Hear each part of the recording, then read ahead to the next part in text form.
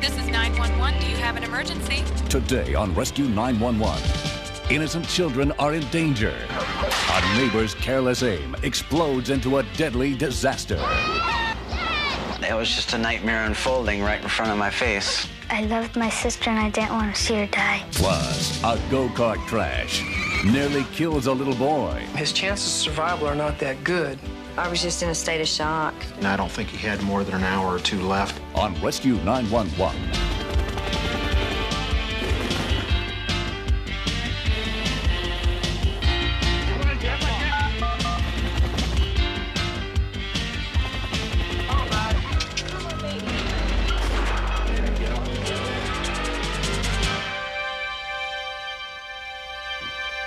We begin in Ackworth, Iowa on the afternoon of May 12, 1994, when a young brother and sister went next door to play with a friend on his family's farm.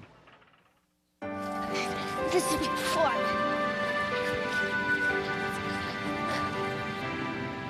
Around 6:20 p.m., Stephen Montalbano returned home from work. We live on a farm. We've got horses, cows, cats, chickens, ducks. We've been having a lot of trouble with dogs killing our chickens and ducks. The last people that lived next door, their dog killed 15 or 20 chickens.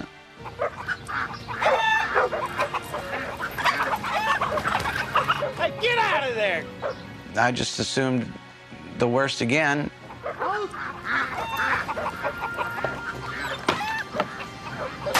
I was shooting behind the dog. I wasn't trying to kill the dog, I was trying to scare it off.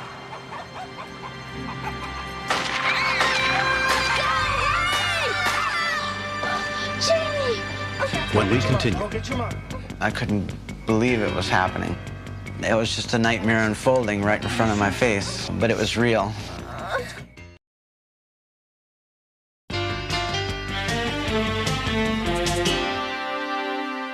when a man trying to scare away a dog shot his rifle into a shed, he did not know his stepson, Andy Neal, had been playing there with friends.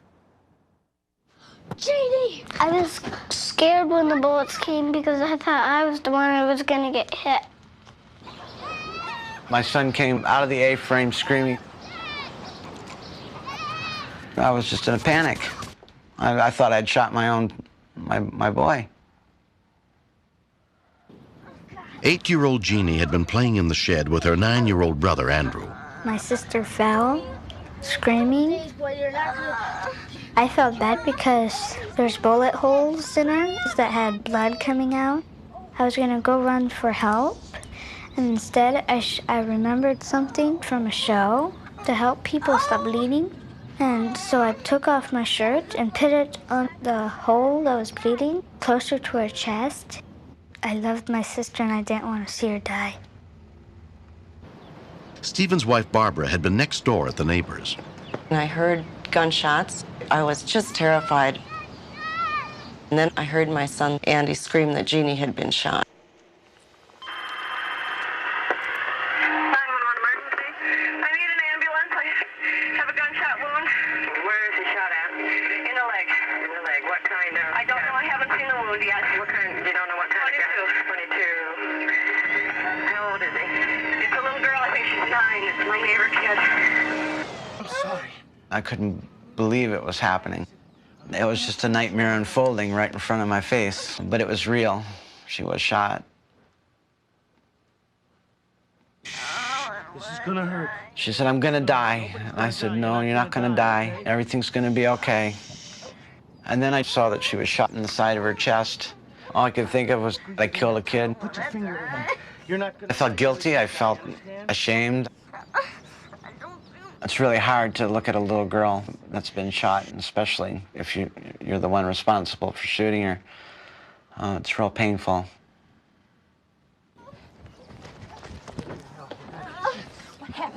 It just seemed impossible that something like this could happen. Your mommy's coming, huh? Here's this little bitty girl. She's so sweet and so frail. You're not gonna die, honey. The second bullet had gone into her back. My biggest fear was that it was in her spine. I couldn't think of a more horrible thing for a little girl than to be paralyzed for the rest of her life. Jeannie's mother, Emma Jean McAllister, rushed over as soon as she heard what had happened. To see that bullet hole there was really an obscenity, a violation of a very sweet child, and very frightening because there was no exit wound. 911 emergency. Yes, we just made a call for an ambulance. Yes. Okay, we've got rescue en route. But we're so far out that maybe an air flight would be better. Okay, we'll check on that. Also, who was on the other end of the gun? Who? I was. Okay, you're the one that shot her? Yes, this is an accident. Warren County Sheriff's Deputy Gene Kuhn arrived within 11 minutes. When I saw the wound in the chest, my concerns grew. A .22 rifle shell can ricochet off bone. Stay with me, Jeannie. There's a very strong possibility that a lung was injured or the heart was involved and that she could possibly die. I did not let myself think about her dying, but in my heart, I was scared to death. I was afraid that she would be taken. A Pleasantville volunteer medic unit arrived, led by EMT Chad Bennett. First thing that's going through my mind, you kind of wonder why, what happened, you know. A child that young doesn't deserve to be shot. It just tore my heart out. I would have traded places with her in a second, in a heartbeat, because she was so scared. I've never seen her so scared. Here it is. I don't want to look at it. I don't want to see it. Just take it. It was very distressing. It was so needless. Just a reckless, impulsive act, and a little girl was shot.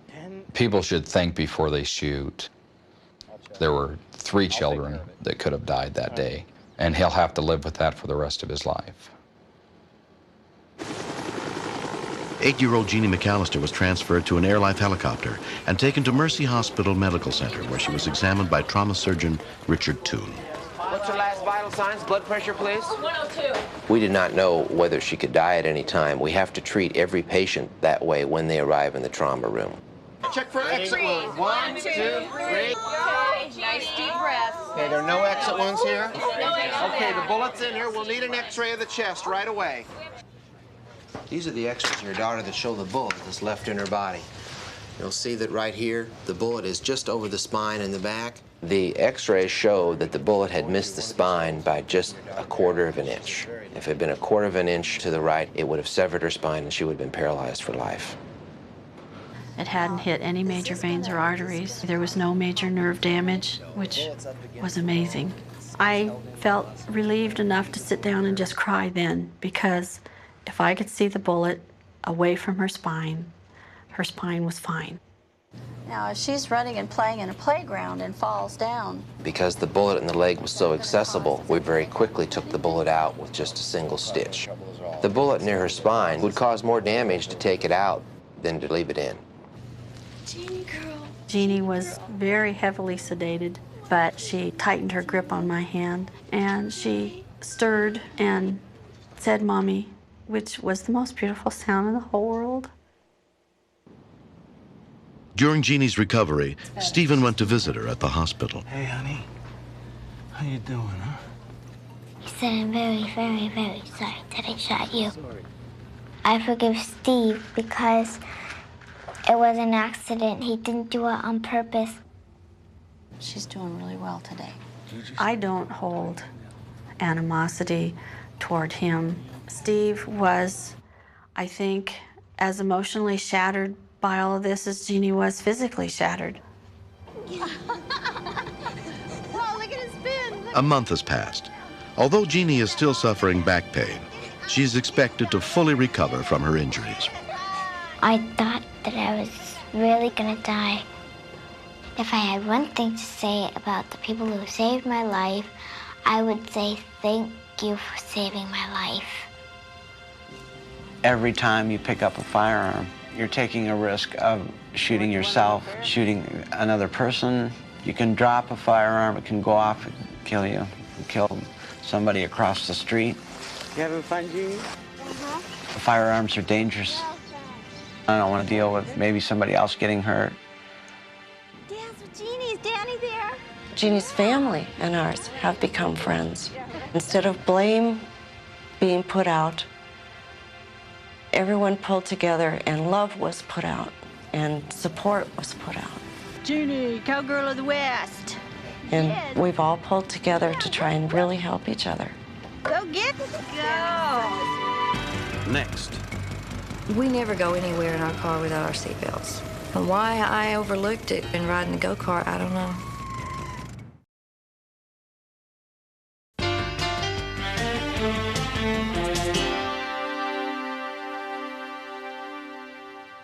Unfortunately, when children are born, they don't come with a handbook.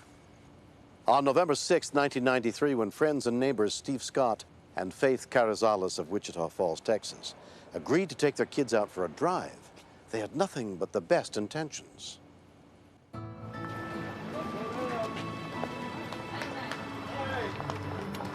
Hey, slow down, man.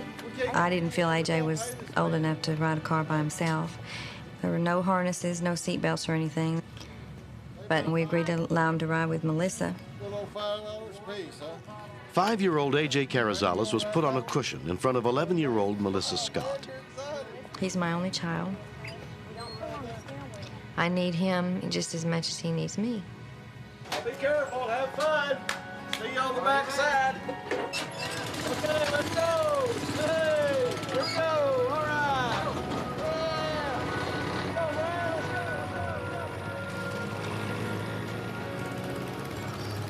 I took off with AJ and he was, screaming and yelling and just having a blast. AJ was all smiles. He just thought that was the neatest thing. He'd never been in a go-kart before.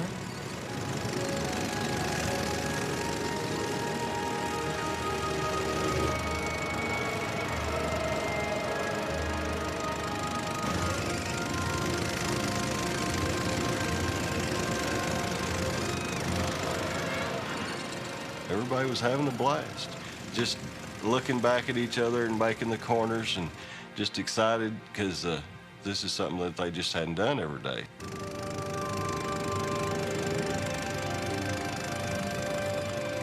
We got through with the first session and they were cold, but they were still wanting to ride more. And I said, well, maybe one more time.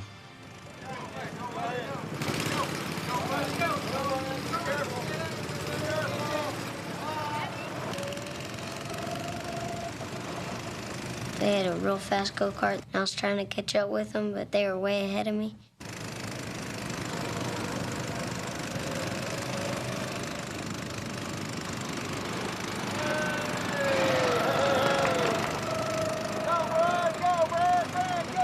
My brother's still right behind me, just making faces and, scaring me. I had the gas all the way down, and we were going awfully fast. It seemed like 50 miles an hour.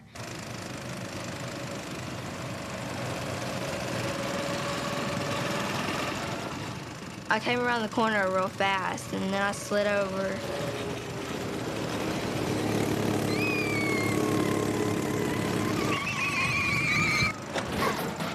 All of a sudden, there was just a quick turn right in front of us. What happened? AJ, hey. It just happened so quick. My head just went, it just popped or something, because I hit it just head on. Melissa, what happened? What happened? I didn't see the actual impact, but AJ was very limp and very listless.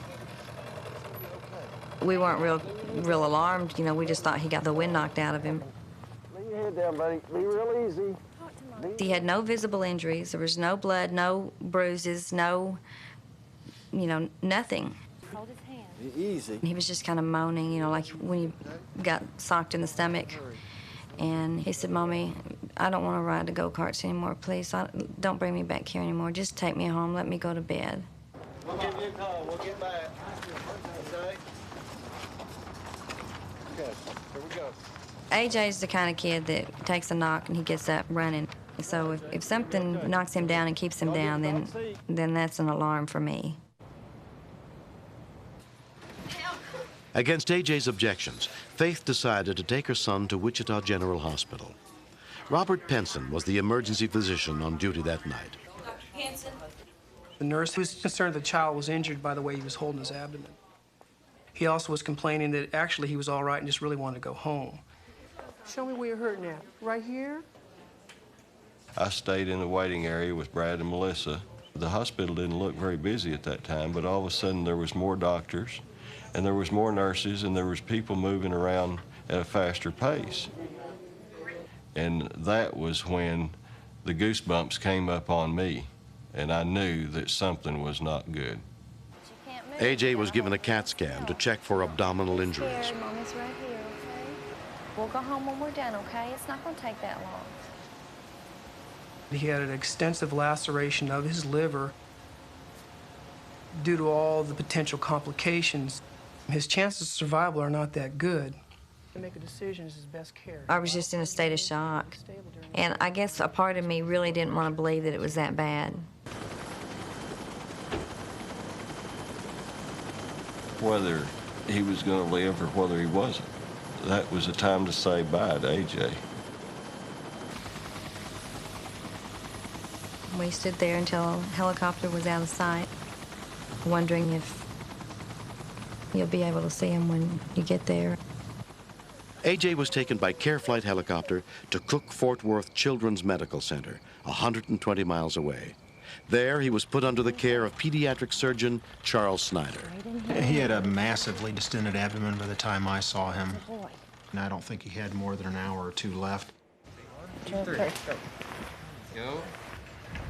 One of those veins that drain the blood out of the liver back into the body was ripped, and it's a difficult area surgically to get at. He also had essentially torn off half of his liver, and we completed that tear and removed that non-functional segment of the right part of his liver. We did everything we could to try to keep it up, but his blood pressure did drop a few times, and he may have had some poor blood flow to some of the organs in his body, including his brain, and we just won't know. He could have brain damage, lung damage, kidney failure. They didn't know if the repairs they made to his liver would hold. 95 to 99% of injuries that serious don't survive.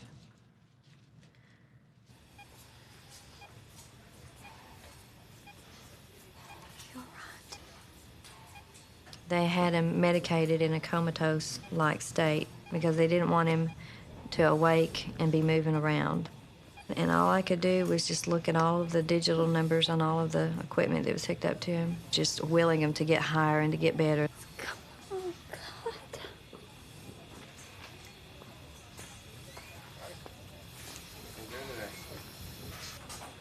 All I could think of was how bad I wanted him to make it. And then how would I deal with having a child that may not remember me, may not remember how to talk, or eat, or feed himself, or dress himself. 3 days had passed since the accident. There wasn't but one thing to do at that point, and that was just pray for AJ. And it just seems like there was a heaven-sent blessing for that little boy. Mommy opened his eyes. Oh, you He's been did? asking for you, yeah. AJ, AJ, Mommy's here. AJ, can you open your eyes? He's such a fighter, and he's so brave. He rarely ever complained. Hi, sweetheart. And the way he recovered and bounced back. He captured a lot of hearts while he was down there. Made a lot of friends. Hey, boys and girls, it's AJ! Although AJ did lose the sight in his right eye as a result of his injuries, his recovery has been remarkable. He's doing fantastic. He's running 90 to nothing. I can't keep up with him. It's just like it was before the accident. I always say I need a harness for him. I was worried about him. He's my friend. He's nice. I'm glad he's still here. Is everybody ready for some cake? You're home! He can talk to me, and he can tell me he loves me, and he knows who I am. And that means more than anything. I thank God I took him to the hospital. If I'd taken him home like he wanted, he would have bled to death.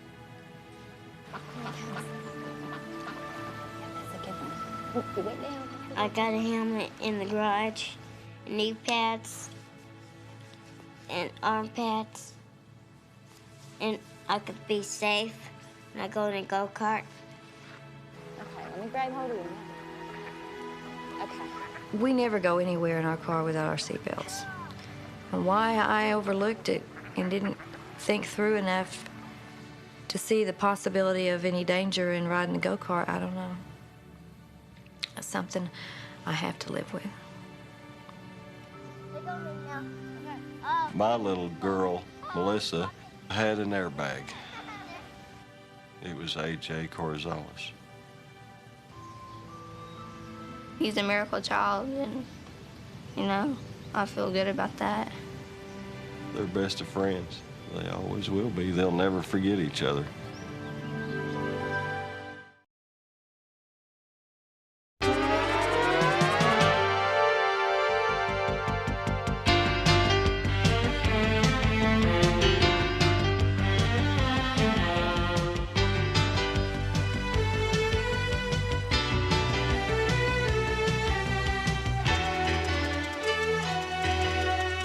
Mr. Shapiro, step out of the car, please.